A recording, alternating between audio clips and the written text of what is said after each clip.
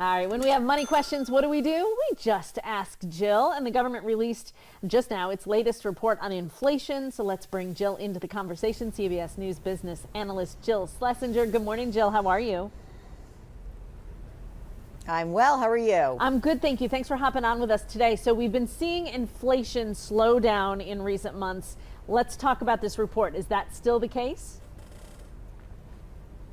It is. It's going slowly, though, because we've seen 10 consecutive months of price deceleration, but still prices remain pretty high.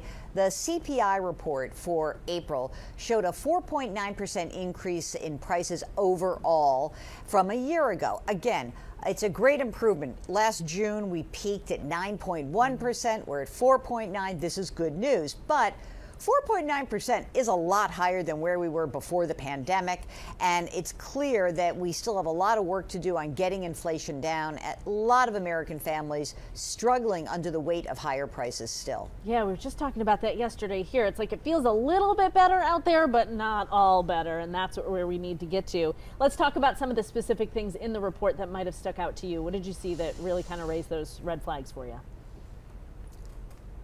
Well, I look at shelter because so much of the family's or household's income is spent on your dwelling. And shelter is really a thorn in the side of the inflationary hawks out there because shelter prices up by 8.1% from a year ago. That's a big number, especially if you consider that wages are only up by 4.4%. Also in this report, we found that gas prices accelerated a little bit last month. They're still down 12% from a year ago, but if you noticed a difference between March and April, you're not going crazy. Prices did drift up. And then finally, I think that the other area that was kind of intriguing to me is one that I've been watching is the used car versus new cars. New car prices still up by 5.6% from a year ago. Used cars down about 4% from a year ago. So there was some good news there. Oh, that is good. Okay, because we've been following that too, so that's super interesting. All right, but there are some things that we still want to spend money on, even if we don't necessarily need to spend money on it. Mother's Day is coming. It'll be, this Sunday, everybody taking mom out for brunch or dinner. How's it going to feel at the restaurant? Are we still seeing those restaurant prices go up?